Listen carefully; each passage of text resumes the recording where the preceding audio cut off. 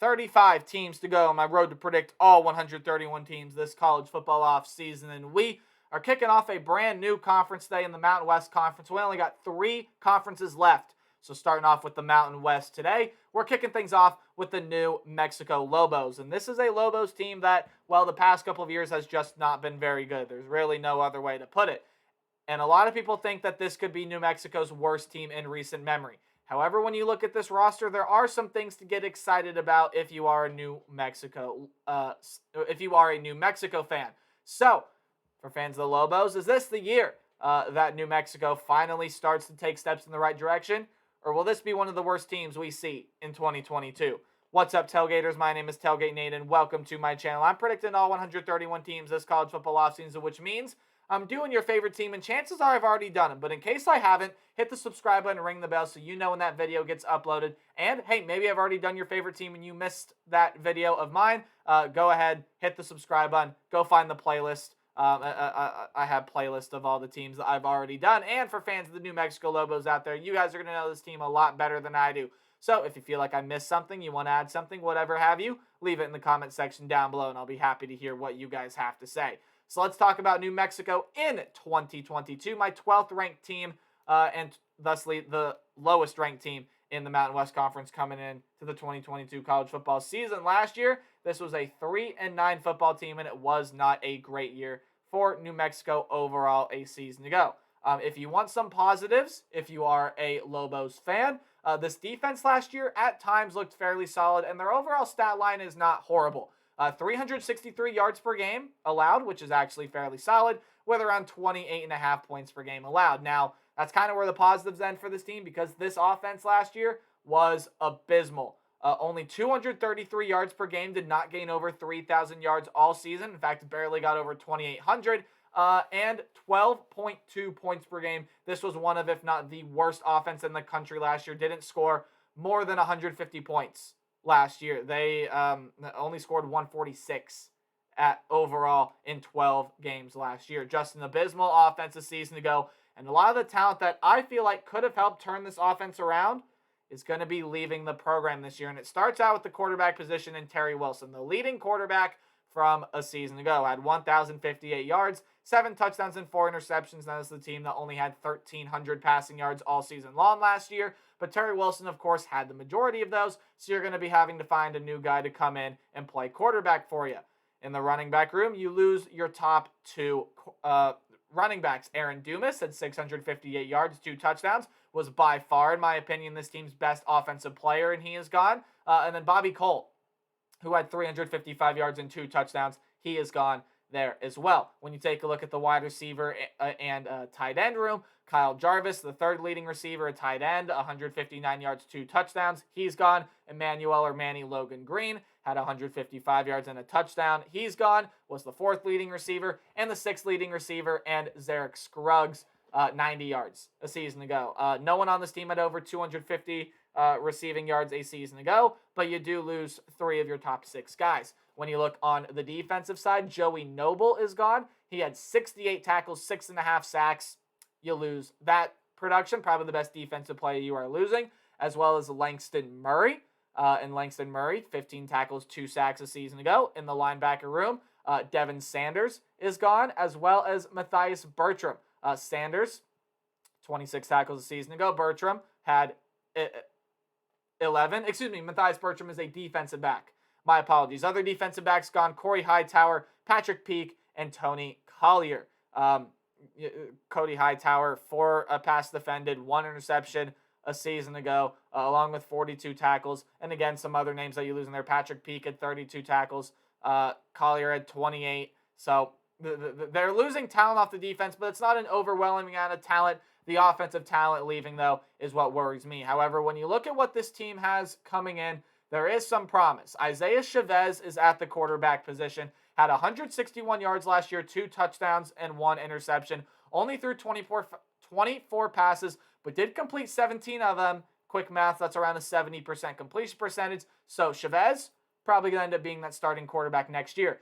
Nathaniel Jones is coming back on this team. Should end up being the leading running back after, I believe, missing the 2021 season, so he is back, as well as Peyton Dixon, probably going to be backing him up, had 120 yards last year, was the third leading rusher on this team. In the wide receiver room, Luke Wyson is the leading receiver. He comes back, 224 yards a season ago. Also was the team's fourth leading rusher with 112 rushing yards, so you do get him back.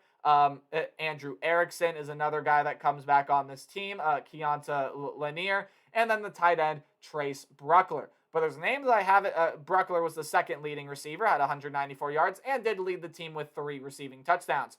But there's a name I haven't mentioned yet. It's an Arizona State transfer, and Jordan Porter, who could be a huge part to this offense at New Mexico. When you look defensively, on the defensive line, Jake Saltonstall, Justice Harris, a couple names that are going to be there. Saltonstall, 2.5 sacks. Justin Harris, 4 sacks.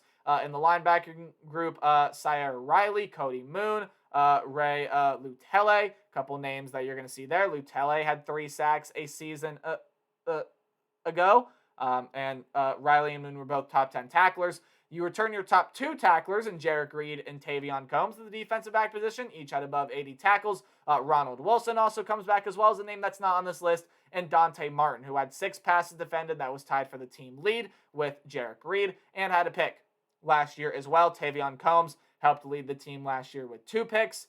So there's a lot defensively coming back for this team here as well. But when you take a look at the New Mexico schedule, yeah, they're going to face their respective challenges this year in 2022. So when you look at non-conference play, you have a home game against Maine. Probably going to end up being one of the only games that New Mexico might be favored in this upcoming season. When you look elsewhere in non-conference, you have a home game against Utep. That was a really solid team from a season ago. Now they're losing pieces, but should still be another solid team in 2022. On the road against New Mexico State there as well in non-conference. And then you have on the road against LSU there as well, a hard game against a pretty solid SEC opponent. When you look at conference play, a home game against Boise State. You also got home games against Wyoming, Fresno State, and San Diego State. And then road games in conference play against UNLV, Utah State, Air Force, and Colorado State. So kind of diving into this New Mexico schedule a little bit. There are 2 non-conference games that I think jump out to you. One is UTEP, and I think the UTEP game jumps out at people, or it jumps out to me because of the success that UTEP was able to create for itself a season ago. And then that road game against LSU as well also jumps out. It's a Power 5 opponent, New Mexico, not necessarily one of the better Power 5 teams, or group of 5 teams. In fact, one of the worst group of 5 teams. You could make the case for one of the worst teams in the nation there as well. That's going to be a hard game on an LSU team that is going over some overhaul, brings in Brian Kelly and company, have a lot of pieces coming in through the transfer portal. LSU can be a solid team in the SEC and looking to bounce back after a couple down years. When you look at, elsewhere, even that road game against New Mexico State could end up being tricky as well. I know New Mexico State's not necessarily one of the better teams in the country either. In fact, they're also in probably the bottom 25 of programs in the country at this moment. But, I mean, that's still going to be a tricky game for New Mexico to have to go on the road and win. And when you look in conference play, just a lot of hard games. I mean, there's a favorable matchup when you go on the road to play UNLV, but the key to that game is that it's on the road and it's in Las Vegas. Wyoming, hey, there you go. They lose a lot of talent this year. Maybe if you want to pull off a conference win, you can get that one. You get Boise State at home, Fresno State at home. Those are probably the 2 teams that could end up playing for the conference title. Utah State, you got to go on the road for. Air Force, you got to go on the road for. Colorado State, you got to go on the road for. That's a team that's supposed to have some promise this year. A home game against San Diego State, the former conference runner-up last year. There are just a lot of tough games on the schedule for the talent that is on this New Mexico team. Now, I don't do game-by-game predictions.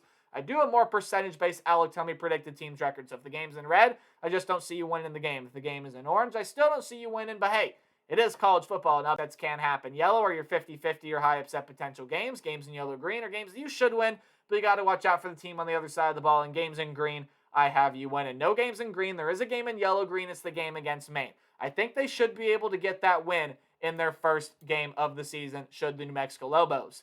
However, when you look at the rest of the schedule from this point on, it's pretty brutal. I don't necessarily see them being able to even come close to beating Boise State, Fresno State, Air Force, San Diego State, or LSU. I just don't think they're going to be able to get there with the talent that is on this team.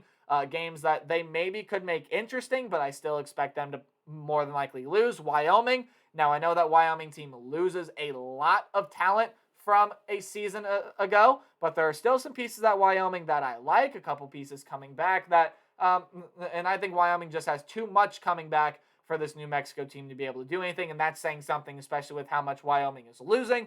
But Wyoming, I think, just has too much talent for this New Mexico team.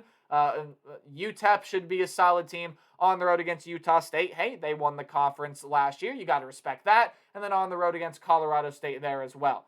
Colorado State bringing in a lot of pieces. Utah State is losing a lot of pieces, but still should have trouble winning that game. If you want to look for a winnable game in conference play, really, again, you can stay at home and beat Wyoming. I think they could be able to win that game there, depending on how Wyoming looks throughout this season. But I think more realistically, the winnable game here on the schedule is on the road against UNLV. Now, I'm still going to favor the Rebels. It's on the road in Las Vegas. And UNLV is starting to get to that competitive level, right? UNLV is starting to become that team that, like, well, this team is my pick, my surprise pick to win 6 games this year and make a bowl game. Like, UNLV is starting to get up to that level. On the road, New Mexico State's in yellow as well. But again, I'm favoring the Aggies there in that one. So pretty much every other game besides the main game, I'm going to go away from New Mexico here. And I don't think the Lobos are going to be very good this year. They're losing a lot of offensive talent, especially some of their better players by the likes of Jarvis, Dumas, Wilson,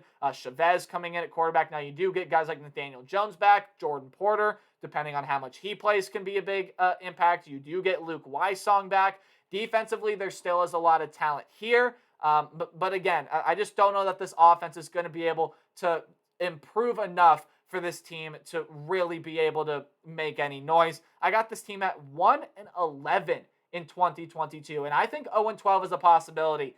If they drop that game in week 1 to Maine, I mean, man, this is a New Mexico team that really, I think, is going to struggle. And then 3-9, I think you could push that to 4-8 as the ceiling for this team. So I'm going to go and push that ceiling to 4-8.